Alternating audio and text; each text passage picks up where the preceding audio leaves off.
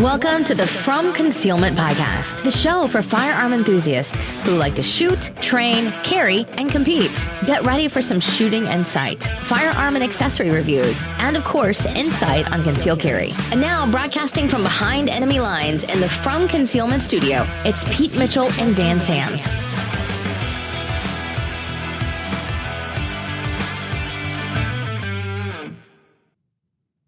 Wow, that was a first. That was. Man, Zoom's getting wonky. This is weird. Jeez Louise, man. Now I got to go cut that crap out. That's crazy. Zoom? Is it because we're not on video? We're not showing our cameras? I don't know, man. Zoom's getting crazier and crazier, man. Probably has something to do with the Chinese and Wuhan labs. And probably does. Yeah. Anyway, Freedom Nation, this is Pete Mitchell. And I am going to definitely put on a tinfoil hat now. I love it. I love it. So, hey, man, before we get into today's topic, I got a story to tell. I got a story that I've only shared it with two other people so far. One was Peyton, who you know, Dan, and I do another podcast with him. And we joked on that podcast that I couldn't tell the story on that podcast. And he's like, oh, but you can tell it on your gun podcast. I'm like, you know what? I wasn't going to, but you're right. I got to tell this story, man. It's like burning a hole inside of me and I got to tell it. In fact, before I tell it, I gotta make sure my door is shut to my office. Hold on a second. I can't afford to have, anyone else hear this story. Here's the funny thing, dude. I'm willing to share the story with thousands of people, according to our download stats on the podcast. You have thousands of downloads? I didn't know we were that popular. Oh, man. Yeah, we got thousands of downloads every month. But I'm like, there are certain people who I don't want to hear this story.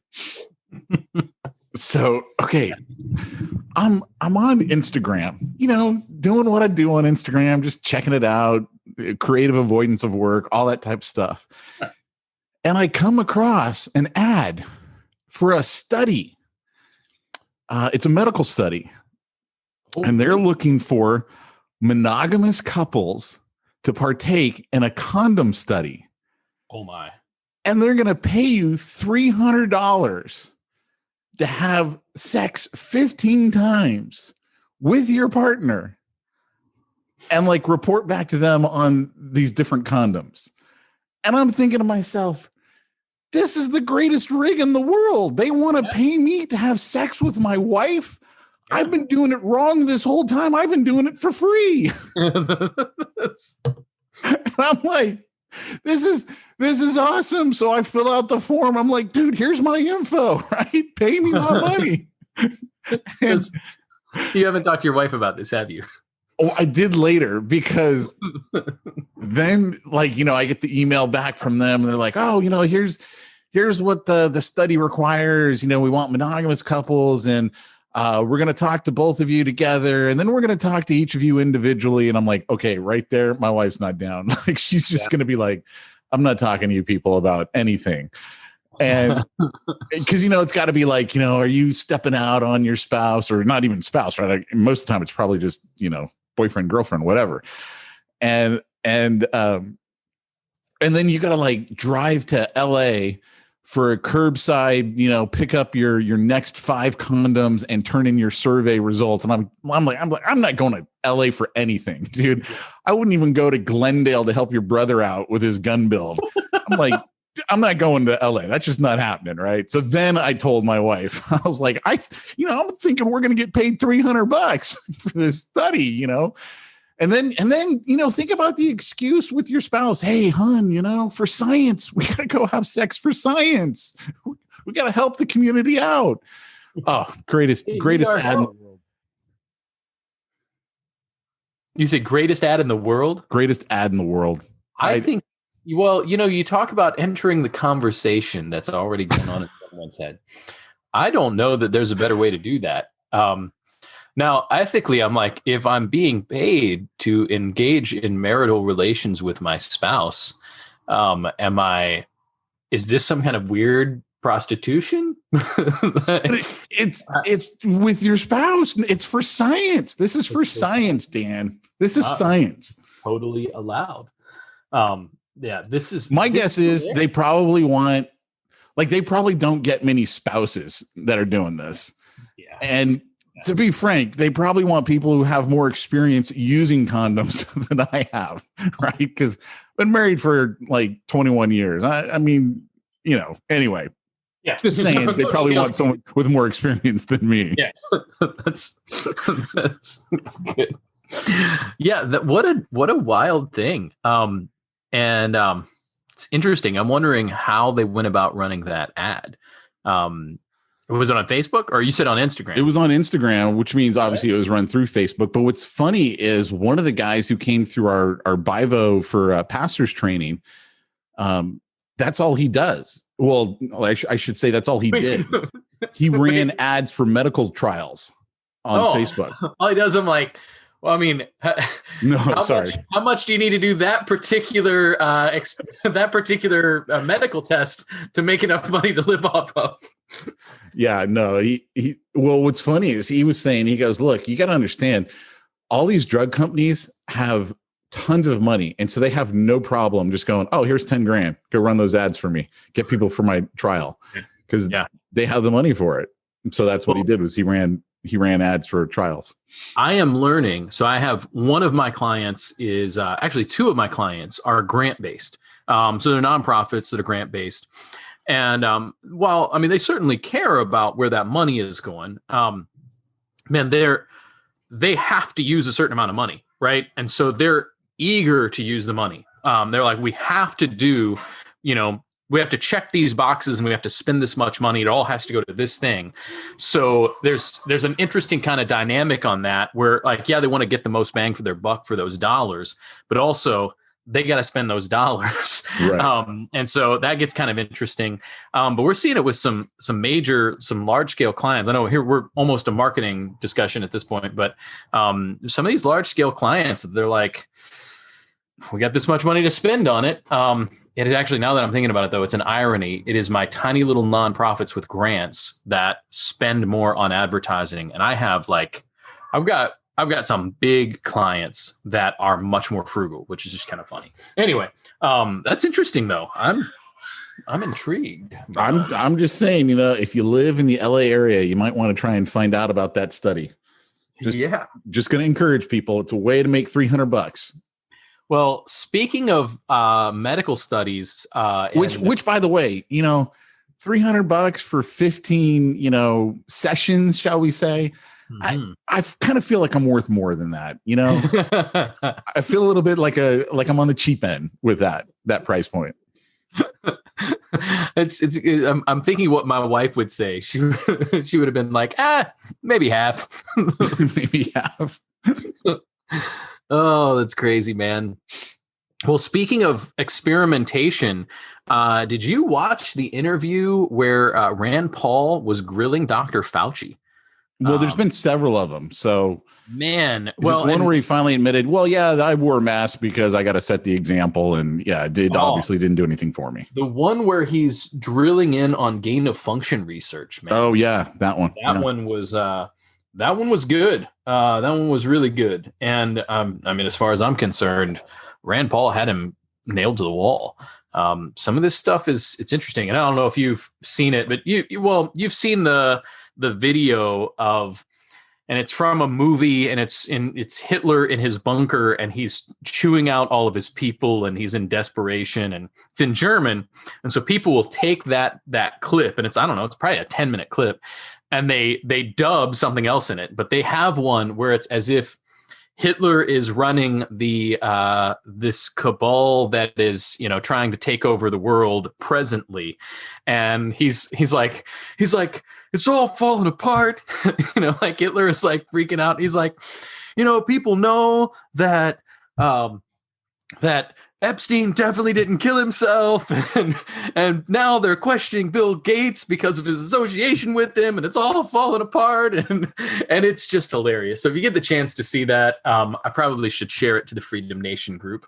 But all that medical research made me think of all the craziness going on with that. So, well, you know what was funny is I was doing my podcast with Peyton last week, and somehow we got on the subject of conspiracy theories, and I go, well, see, even by the fact that you're calling it a conspiracy theory, that's got a lot of baggage with that term. Yeah, and you're immediately discounting it. And so he says something like, well, you know, like 99% of conspiracy theories aren't true. And I just go, I think I'm on the other side of that. I think 99% of conspiracy theories are true. Yeah. Yeah. Well, and what I always like to point out is in so many of these situations, so many of the things we've seen, it's not so much about a conspiracy theory. Conspiracy theory is when you're spinning up an idea of why things are happening a certain way, right? So much of this has been like, well, they told us this and they told us the opposite. So there's a conspiracy there, right? Like these things don't line up. You know, when you have legitimate things going on, like there is some level of conspiracy. I don't like to go about making a theory as to who's behind what and what's going on, but it's all right to point out when like, hey, we got lied to there. So somebody had to conspire to lie to us about this. No theory there. I'm just pointing out that clearly there is a conspiracy. And it's funny how many times like we're being proven right. Like remember the whole like Wuhan lab, you know, when we're like, well, yeah, clearly, you know, there's a lab across the street from the wet market. Pretty sure that's where this thing started, right? Like they were legitimately doing, or illegitimately rather, doing gain of function research there. Doesn't make sense that probably this whole thing started there. And they're like, you conspiracy theorists, that's not what's going on. Let's just believe the Chinese government. And now, man, like, I mean, there's medical records related to who got sick when, and it's all like staffers. And it's like, okay, so the evidence is certainly pointing to what we mentioned that like, hey, it just seems a whole lot more likely that it happened this way instead of the way they were saying. And now the evidence is backing that up. But I'm like, nobody's apologizing to those of us who are like, hey, we should just look a little skeptical at the narrative of this story. Anyway, all that, man, we're having some good times. Yeah, I don't know, man. I tell you, the whole chemical warfare thing, I mean, I know that we have all these treaties that say, oh, we're not going to do it. Then why is everyone studying it so much? Yeah. Because I don't think anyone believes anybody. Like, well, first of all, no one believes China. Like, why would you? Right. No. And how many times, like, for crying out loud, it's like, well, we're not going to invade Cambodia.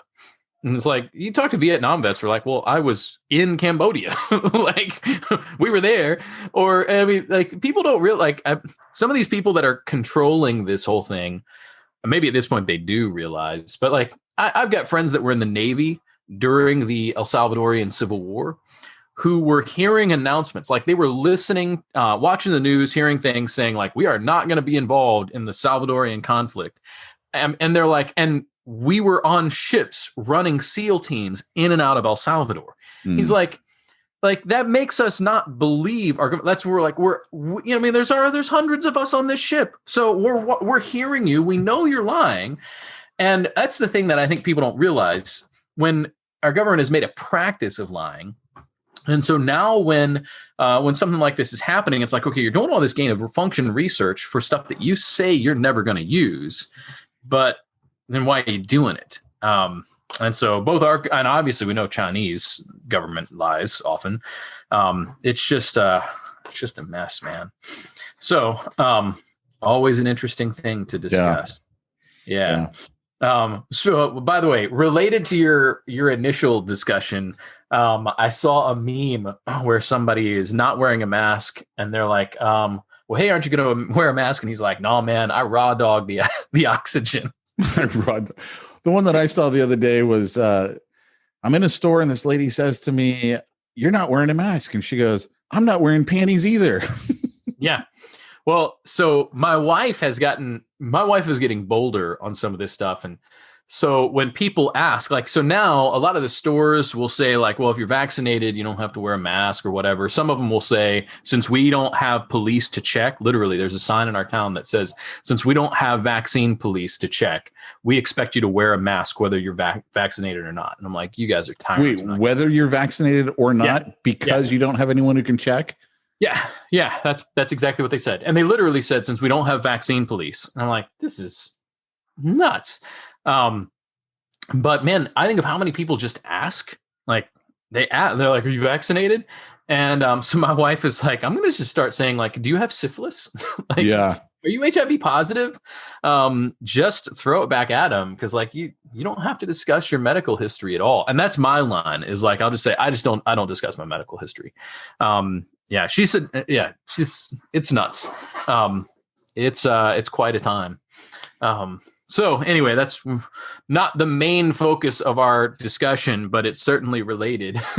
Yeah. Well, here in the great, wonderful state of California, they finally came out and said, yeah, we're not going to take away the mask mandate until June 15th because, COVID stops transmitting on June 15th. And we know that. Yeah. COVID's got it in their calendar to go on vacation June 15th. Yeah. It's so ridiculous. I mean, literally, they said, well, we need to give people time to get used to the idea that they can start taking their masks off. Are you freaking kidding me? We've had a year to get used to the idea of taking our masks off. Yeah. I've had my whole life to get used to not wearing a mask. No problem. David Hogg had this tweet that he put out there. I would wear a mask because I don't want people to think I'm a conservative, even when I'm vaccinated. And all I was thinking was, that's so funny because that's the exact same reason I won't wear a mask because I don't want people to think I'm a liberal. Yeah, it's but that proves that his motivation has nothing to do with health. Right. It's all virtue signaling, and that's what it's been from the beginning. Yeah. What a crazy mess we are in. Yeah. So, anything going on gun wise for you? I've got a couple of thoughts. But I haven't had a chance to take my 26 out yet, so I'm still a little bit disappointed. It's been a couple of weeks. Sorry. I got the red dot on it, and I need to go test it and make sure that everything's cool on it. But just haven't had time to get to the range. Man. Well, speaking of range time, I had right after I finished the show last week, I had friends pull up to go shooting. Got a good buddy of mine got his very first AR-15. So he and his wife come over. Their kids play with my kids. We go out to the range. It's his first time. Well, he shot my AR one time before. And so he's excited to get this AR. And he's got a nice, like it's a Ruger 5.56, and it's not fancy, but it's a good gun. And so we get out there. His wife, turns out, had never fired a gun ever.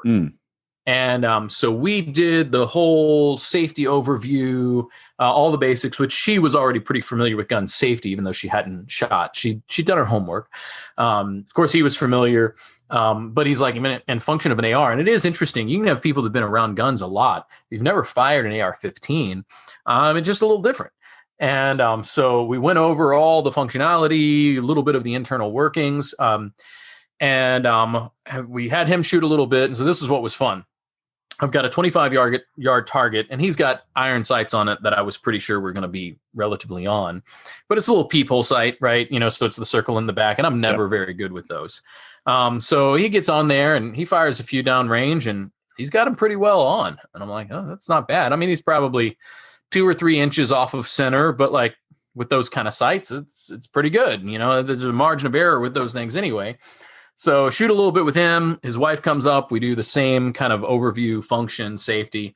She jumps up there, shoots just as good as him, gets done. And he's like, hey, man, you want to shoot? And I'm like, I don't want to burn up your ammo, but I'd love to give this thing a shot. I fire, and I kid you not, I was further off than any of them. I'm barely on the target with that doggone thing. I'm so used to shooting with either a proper reticle or even with a red dot that those weird kind of peep sight things, and I can do iron sights well. So I was a little bit embarrassed, but hopefully they might have thought like, Dan just shot bad on purpose to make us feel better. I didn't. That's it. I really was just screwing that up. And I'm like, well, if it had been a guy coming after us, I'd still got him. But so one of the reasons I'm bringing that up is I want to encourage a lot of us. We talk about guns. We're excited about guns. We have other friends who are into guns. And those friends are just now making the leap to buy a fighting weapon. We talked about this a little bit last week about things you need to know when you're buying your first AR. In fact, I think my buddy was the reason why I was bringing that up. But I want to encourage those of you who are AR owners, which is a big part of our audience, or even an AK owner, would encourage you to have a little conversation with even your other pro gun friends. Talk about why there is a value in a sporting rifle and go over the functionality of it. The recoil issue alone is a game changer for people. We had all kinds of conversation on it, taught the functionality of it, and it was a great thing. And so I want to encourage, now that we've got people buying more sporting rifles, which I know it's been a popular gun for a while, there's still a lot of people that have been just rocking their FUD guns, and now they're realizing I need something that I can fight with. And so take some time, invite a friend out to shoot your AR, limit yourself to, 5 rounds each, so you're not, killing your ammo. But let's keep that conversation going, and let's bring some of those Elmer Fudd types over into the sporting rifle market, because I honestly think they need to be able to shoot those guns. So anyway, that's a total side note, not even related to our main topic today. Yeah, no, that's great. I saw a movie last night. Jason Statham, what's it called? Man of Wrath, I think. Yeah. Yeah, it wasn't as good as last week's movie. What was that? Nobody. But still, lots of guns, lots of killing. Like, I definitely have a type when it comes to the movies. All action, but again, the thing that always annoys me in the movies, everyone's AR was fully automatic. Ugh. I'm like, that's not real. That's not real. Like, maybe the bad guys, since they were ex-military, okay, maybe they got full automatics, but the good guys are not going to have full automatics because they were all, armored truck drivers. I'm like, they're just not, they're not going to give full automatics to those guys. They're not cops. So yeah, that's out. Well, this is, we've talked about this before, but I had a really friendly conversation with an anti-gun friend. It's been years ago. It was probably right around the time we were starting the podcast, actually. Maybe a little bit before that. But one of the things that came up in the discussion is the common liberal misunderstanding that semi-automatic means fully automatic. And it's full semi-automatic. Oh my! That CNN video makes me mad every time. But it was interesting to educate the guy. I don't know that it moved him any more pro-gun, but it at least educated him. I'm convinced that there's an intentional thing going on to manipulate people into thinking fully automatic, because every time they see anything that even looks like an AR-15 on a show or a movie, it's full auto, and usually has unlimited ammo. Like, they just unlimited, completely unlimited. And I recognize some of that, like a movie, you're trying to up the ante. It's not real. Unfortunately, people think certain things because of that, and it's just I don't remember what movie it was. I don't know if it was this one or another one, but like, everybody on the fire team had a different firearm. And I'm thinking, dude, how do you share ammo? Like, how do you go, hey, dude, I need some 5.56. You can't. Like, everyone's shooting something different. That doesn't make any sense. Yeah. Like, everyone needs to be shooting the same thing. So if you're like, hey, dude, I'm out here, take one. Yeah. Well, the only time I've heard of people legitimately shooting something different, if you've got one guy on the team that's doing 308 because he's your longer range guy, right, or something like that. But yeah, you're right. I mean, a lot of times, especially infantry, and I'm learning a little bit more about, like, the infantry really is doing things a lot different than like a special forces team, obviously. But even the way that they are trained, and the means of approaching things is different. But even still, man, you're talking about most teams. My understanding is, like, you're rocking your 5.56 almost all the time. Yeah. Yep. So wild time. So speaking of that, I don't know if you had any other thoughts, but speaking of that, had a really good conversation with, we'll call him the pastor on the show. Had a really good conversation with the pastor this week. We actually got together in person, spent some time hanging out, and got some real hands-on, legitimate knowledge from an actual trigger man, dude who has who he stacked some bodies, real humble dude, nice guy. And we were talking. Every time I'm talking to this guy, I joke around. I'm like, okay, I'm a LARPer. Like, I don't really know what I'm doing. And I'm like, but I'm trying to learn the best I can in case things go down. He's like, absolutely. And of course, he's eager and encouraging of civilians getting as prepped as possible, and has some positive things to say about support if things were to go down. I thought that was kind of cool that like we've got more support from certain aspects of the military than people realize, and in ways we don't even know about. And it was an encouraging thing to hear. That's something I think I can say to the Freedom Nation. There's if it were to get dicey, we have some support in places we would have never expected, and I thought that was kind of cool. But a couple of things that came up. I was talking about kit, and I don't know, Pete, did we go over like essential kit on the show one time? Yeah, we did. We talked about having like some kind of body armor, 120 round loadout, a trauma kit, some kind of an AR, 9mm sidearm. I think we talked about audio enhanced hearing protection, or some kind of radio, like just the basics, eye protection, I think.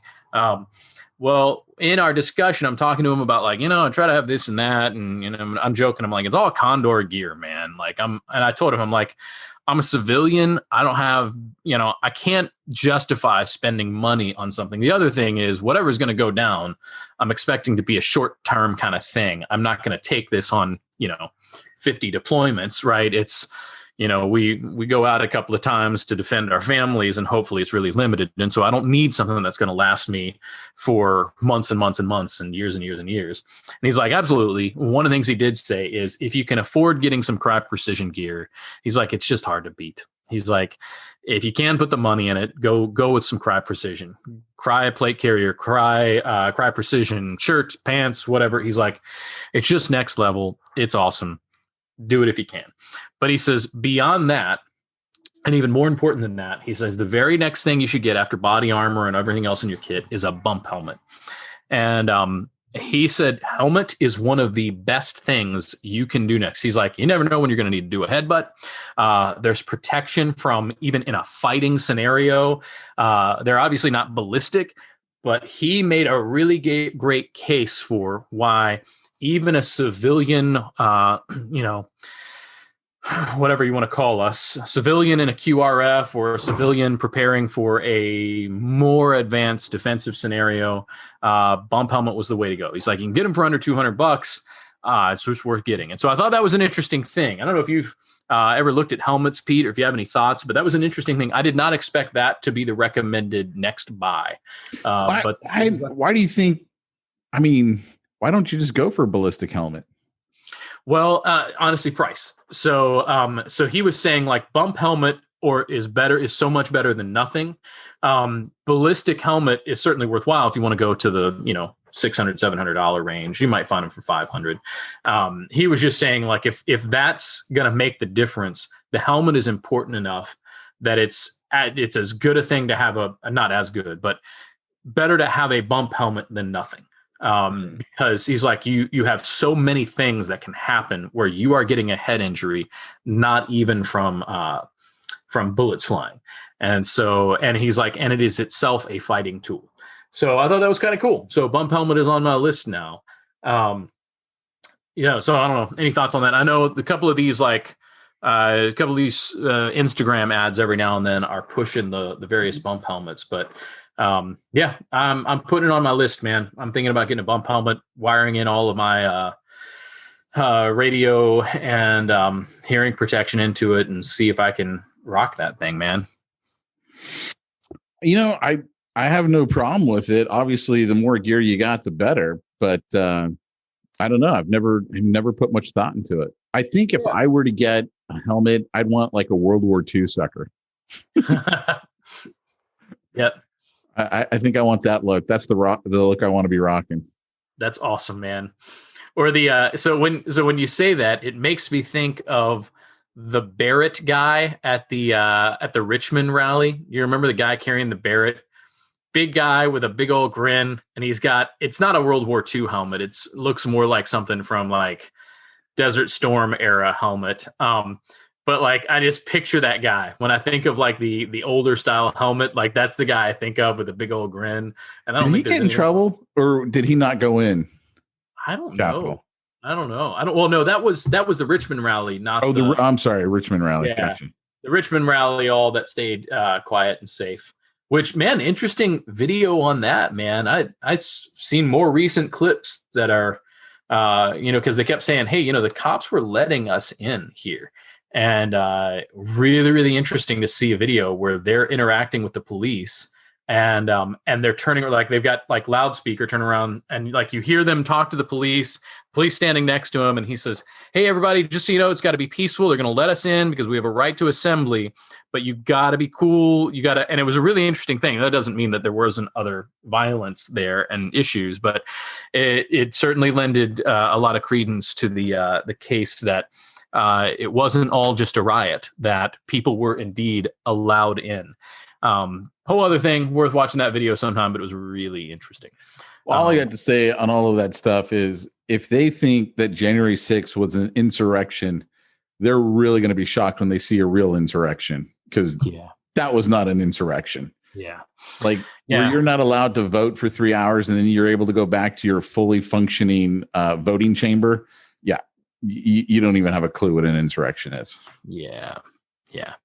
Well, so I think you can pay attention. You can know what kind of news sources somebody's watching by what word they use to describe it.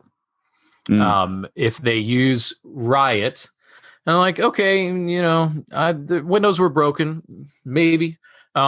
Insurrection, and I'm like, if you're using the word insurrection, you're probably watching CNN, and you don't know what a real insurrection is, right? And because insurrection, and part of my contention is,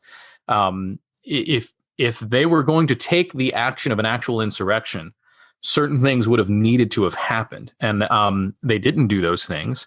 But yeah, that's a whole other argument, whole other discussion. But wild stuff there. So I know we're covering random stuff on the show today, but in my conversation with the pastor, he had interesting thoughts about it. I know most of us, when we've learned anything related to close quarter combat, you start talking CQB, and most of us have learned weapon at low ready position. I don't know your experience, Pete. I've almost always been taught low ready. I've been taught low ready and chest compressed ready, and I prefer chest compressed ready. So can you give us a quick description of chest compressed ready? Well, basically you have it up against your chest, so all you have to do is go straight out. So your support hand isn't fully wrapped around it because it's just not going to be able to, because you've got it basically up against your chest. But for me, it's quicker to go from that position to fully extended, which is a fighting position, than it is to go from low ready, because then you got to swing all the way up. Yep. And it's not as clean a movement as literally just punching out, right? You're just punching the gun straight out from your chest. So very similar. So he made a case for, he's like, yeah, there's great place for lower ready, but he says in a close quarter situation, especially in a house or in any kind of a building, low ready, somebody can run up on you and actually hold the weapon down against you, and you have a hard time getting that thing up to pull off a shot. Yep. He says, flipping that with a high ready position, somebody comes at you, you're just tilting it barely forward to do a headshot. And apparently high ready, which is not far from the chest compressed position that you're describing. Interesting thing. I have honestly only learned low ready position, and I'm realizing that there's a place for it for certain, but there's a whole lot of scenarios in which low ready is not the best position. And so learning some things there. Definitely heard great recommendation for what we already know, the C-clamp position or C-clamp hold on the especially on a carbine. C-clamp, he's like, man, just practice C-clamp. He had a high recommendation. He's like, man, just do as much dry fire practice as you can right now. Like, that's the best thing you can do. And I know we've said that before, but it was good to hear it reiterated from a real life trigger man. And he's like, man, just dry fire, dry fire, dry fire. LARP around the house, do the dry fire stuff, practice on that. And then the other suggestion, this is one of the big ones that was a takeaway for me. He said, get some of the, the fake rounds and practice over your bed, loading, unloading, reloading. Let the mag drop right onto the bed so you can pick it up and do it again fast. But he's like, practice reloading like crazy. He says, practice reloading. He's like, you want to get to the place where you can reload so fast, so often. It's just machine-like that you can do it talking to somebody else without even having to think. And so he says, practice it and get to a place where you can have a conversation with someone next to you while you reload. And it's just all muscle memory. And so that was the big stuff, man. Bump helmet was a nice suggestion and dry fire practice. But then the big one was get that reload practice in, and you can get some of that fake ammo to do it. So you're not, risking a negligent discharge in the home. So anyway, I don't know if you have any thoughts, man, but that was worth my time. I would definitely say, along those same lines with the reloading, go out there and do some handgun challenges.